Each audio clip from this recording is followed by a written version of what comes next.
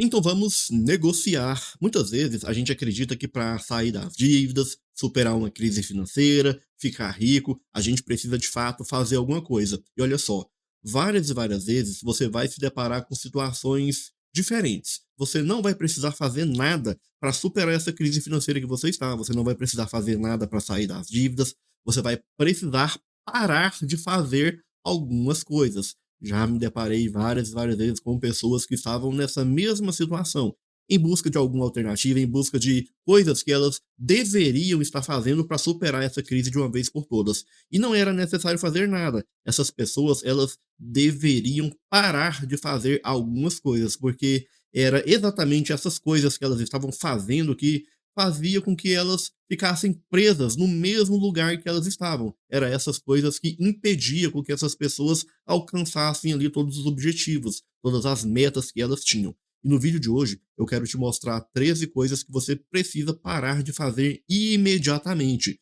se você deseja alcançar todos os seus objetivos, se você deseja sair das dívidas, superar essa crise financeira que você está, porque, como eu disse para você, muitas vezes não é preciso fazer nada, só é necessário parar de fazer algumas coisas. Mas antes da gente ir para essas 13 coisas que você precisa parar de fazer imediatamente, se inscreva no canal, porque toda semana tem conteúdo novo que com certeza vai te ajudar a superar essa crise financeira que você está. Então vamos ao que interessa. E a primeira coisa que você deve parar de fazer imediatamente é parcelar tudo no cartão de crédito sem estratégia. Muita gente acredita que o cartão de crédito é o grande vilão do endividamento. Negativo, o cartão de crédito é uma simples ferramenta. Ah, Thiago, estou endividado por causa do cartão. O cartão é sim o vilão. Negativo, o grande problema foi a maneira que você utilizou esse cartão, esse parcelamento aí a perder de vista. A gente não sabe o que vai acontecer no dia de amanhã, quem dirá daqui a 10, 12 meses.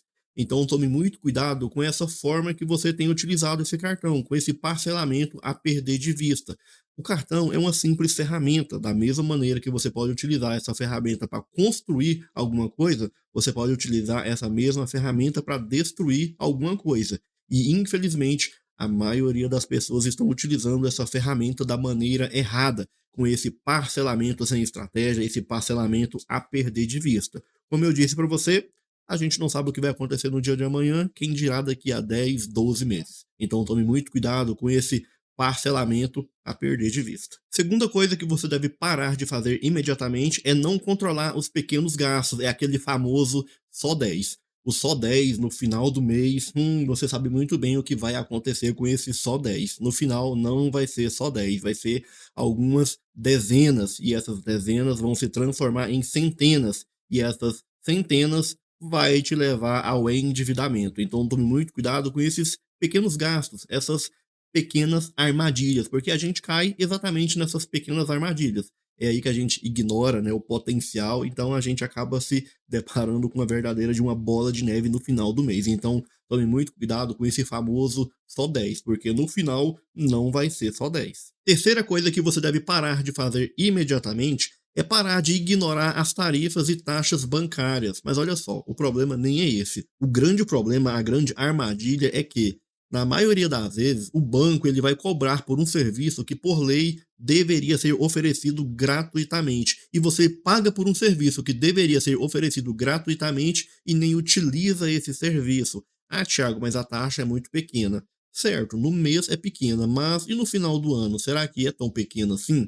E o pior, como eu disse para você, nem é isso. O problema é que você está pagando por algo que você sequer está utilizando, algo que por lei deveria ser oferecido gratuitamente. Então verifique essas tarifas, essas taxas que o banco está cobrando, verifique quais serviços que o banco está cobrando, porque na maioria das vezes esses serviços são cobrados ali de maneira indevida, serviços que deveriam ser oferecidos gratuitamente. Quarta coisa que você deve parar de fazer imediatamente é parar de adiar a sua organização financeira. Você deve bater de frente com esse problema, resolver esse problema o quanto antes. Resolva ele enquanto é tempo, porque se você continuar postergando essa responsabilidade que é sua, você pode agravar essa situação ainda mais. E olha só, já me deparei várias e várias vezes também com pessoas que estavam nessa situação, deixando para depois, e no final esse depois foi tarde demais. Então tome muito cuidado com as consequências de estar empurrando essa organização financeira com a barriga,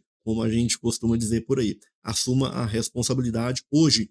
Tome as rédeas da sua vida financeira hoje. Não deixe para amanhã, porque amanhã pode ser tarde demais. Quinta coisa, gastar por impulso. Pare de gastar por impulso, porque essa é uma das principais armadilhas financeiras. É uma das principais coisas que tem aumentado ainda mais esse número de endividados. Se você entrar ali no site do Serasa e verificar os 10 principais causadores do endividamento, você vai ver que a compra por compulsão está ali entre os 10 principais causadores do endividamento. Eu acredito que você quer evitar essa situação a qualquer custo, não quer agravar a sua situação ainda mais, então elimine essa compulsão por compra, essa compra desnecessária. Sexta coisa que você deve parar de fazer imediatamente é parar de querer ostentar para impressionar outras pessoas. Que necessidade é essa que você tem de tentar impressionar pessoas que você sequer gosta? Qual é a necessidade de ter o seu nome incluído ali no SPC Serasa simplesmente para atender essa necessidade de ostentação? Até porque a ostentação também, infelizmente, está ali entre os 10 principais causadores do endividamento.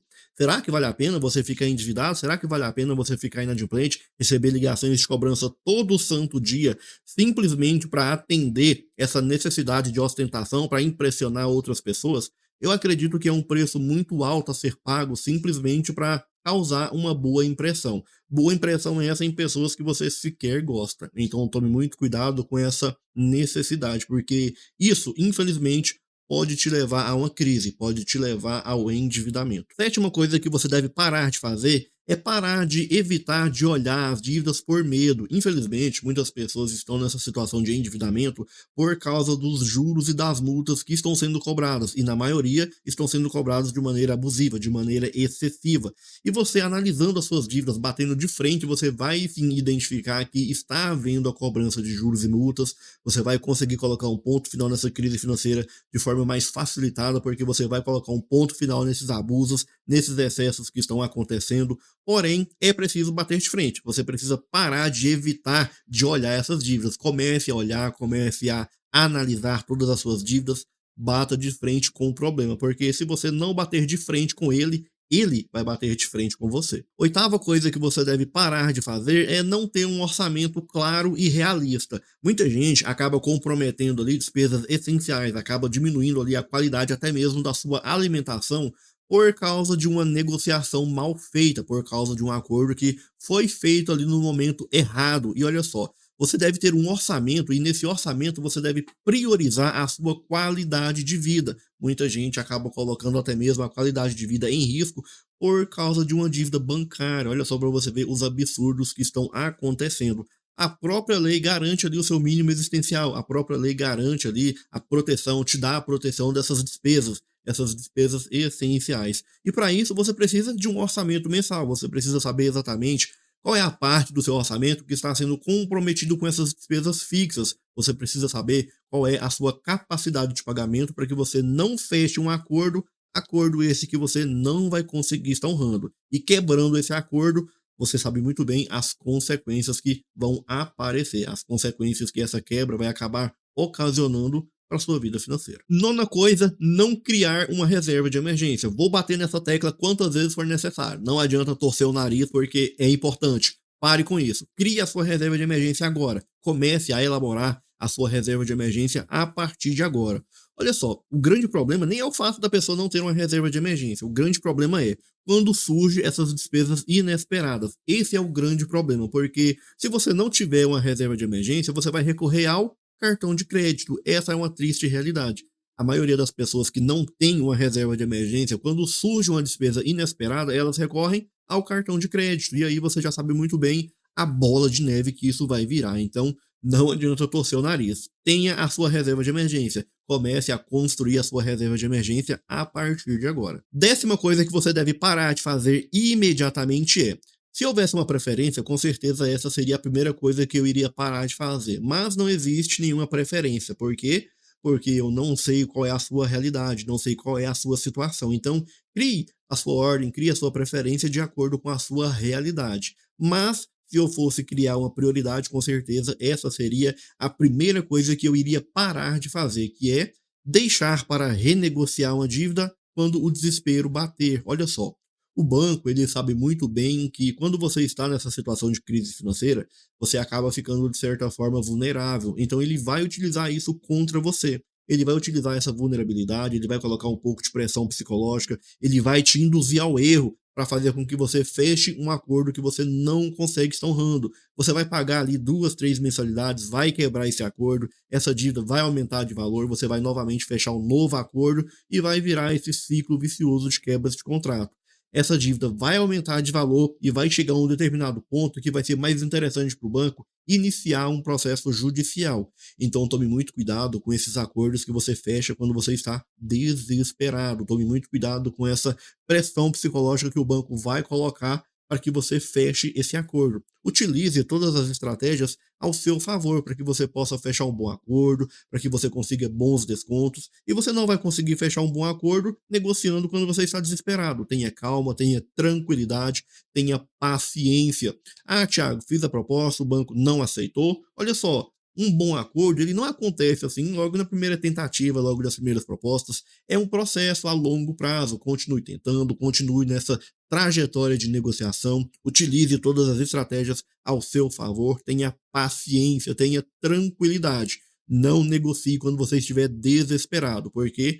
Porque você sabe muito bem as consequências de fechar um acordo nesse momento. 11ª coisa é um pensamento. E que pensamento é esse que você deve abandonar de uma vez por todas? É o pensamento de achar que quem só ganha muito consegue enriquecer. Se isso fosse verdade, a gente não veria, por exemplo, grandes celebridades que faturam milhões todos os anos e que mesmo assim estão completamente endividadas. A gente não veria grandes empresas que faturam milhões todos os meses e que mesmo assim estão passando por crise financeira. Então, o quanto se ganha não é o fator decisivo, não é isso que vai definir se você vai ou não ser bem-sucedido. Mais importante do que o quanto se ganha é como se gasta o que se ganha. Então, tire isso da sua mente. O quanto você ganha não é um fator decisivo. Não é isso que vai definir se você vai ou não conseguir alcançar os seus objetivos, as suas metas financeiras. 12ª coisa é mais um pensamento. E que pensamento é esse? Pensar que educação financeira é uma perda de tempo. Olha só, toda decisão financeira que a gente toma é baseada nas informações que a gente tem disponível no momento. Se você está negociando uma dívida e não tem informação nenhuma, não tem conhecimento nenhum, você vai conseguir um bom desconto? É claro que não. Você precisa utilizar o conhecimento ao seu favor, você precisa utilizar a lei ao seu favor, você precisa utilizar todas as ferramentas possíveis para colocar um ponto final nessa crise financeira. E você só vai aprender a utilizar todas essas ferramentas tendo educação, tendo disciplina, tendo conhecimento financeiro. Então, pare com esse pensamento de acreditar que educação financeira é perda de tempo. Perda de tempo é continuar com esse pensamento. E para finalizar esse vídeo, a 13ª coisa que você deve parar de fazer imediatamente é acreditar que estar endividado é algo comum, é algo normal, é normalizar esse pensamento de que está com o nome ali incluído no SPC, Serasa, lista negra dos bancos, é acreditar que receber ligações de cobrança todo santo dia é algo comum, é algo normal. Normalizar isso é um grande risco, é um grande perigo para a sua saúde emocional. Até porque a gente já conversou outras vezes a respeito das consequências do endividamento. A gente sabe muito bem que o endividamento acaba impactando a nossa saúde emocional. Então não é comum ter a nossa vida impactada negativamente por causa dessas dívidas. Então não normalize esse pensamento. Não tenha essa ideia de que estar endividado é normal, é comum. Por mais que, infelizmente, a maioria das pessoas estejam nessa situação de endividamento, de inadimplência, e infelizmente esse número esteja aumentando mês após mês, não é comum, não é normal estar nessa situação. Então, não normalize esse pensamento. Utilize todas as estratégias possíveis para superar essa crise financeira de uma vez por todas. Às vezes, o erro não está no que você deveria ter feito, e sim no que você está fazendo. Pense nisso. Se você gostou do vídeo, curta, compartilhe e não se esqueça. Se inscreva no canal e ative o sininho de notificações. Te vejo no próximo vídeo. Até mais.